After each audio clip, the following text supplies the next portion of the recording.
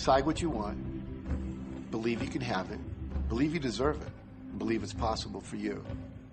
And then close your eyes every day for several minutes and visualize having what you already want and feeling the feelings of already having it.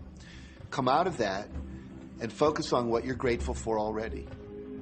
And really enjoy it, okay? And then go into your day and release it to the universe and trust that the universe will figure out how to manifest it. No, The Secret was definitely a real transformation for me because I grew up in a family where my dad was very negative, thought that rich people were people that had ripped everyone off, thought that anyone who had money, must have deceived somebody. And so I grew up with a lot of beliefs about money, that if you had it, it made you bad. Only evil people have money. And, money doesn't grow on trees. That was a big one. Who do you think I am, Rockefeller? That was one of his favorite phrases. So I grew up truly believing that life was difficult, that it was hard, you had to struggle.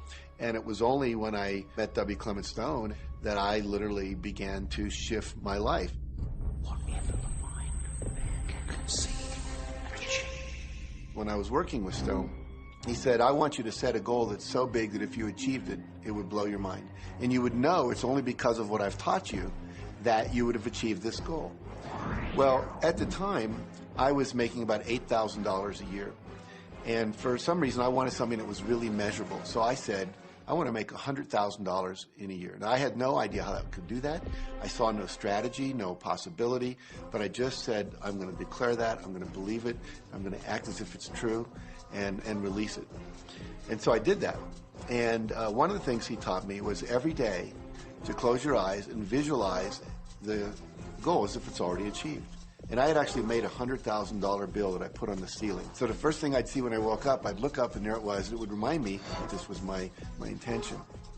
And then I would close my eyes and visualize having this $100,000 a year lifestyle. And interestingly enough, nothing major happened for about 30 days. I didn't have any great breakthrough ideas. No one was offering me more money. And all of a sudden, I was in the shower. It was about 4 weeks into it, and I had a $100,000 idea. It just came right into my head. I had a book I had written, and I said, if I could sell 400,000 copies of my book at a quarter each, that would be $100,000. Now, the book was there, but I never had this thought. And one of the secrets, I think, is that when you have inspired thought, you have to trust it, and you have to act on it. Now, I didn't know how to do that. I didn't know how I was going to sell 400,000 copies. We'd never done that. And then I saw the National Enquirer at the supermarket. I had seen that millions of times, and it was just background. And all of a sudden, it jumped out of me as foreground, and I thought, wow, if readers knew about my book, certainly 400,000 people would go out and buy it.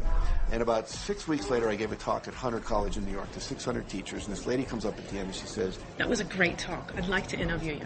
Let me give you my card. And I said, who do you write for? I'm a freelancer, but I sell most of my stuff to the National Enquirer. And I had this little theme from the Twilight Zone went off in my head.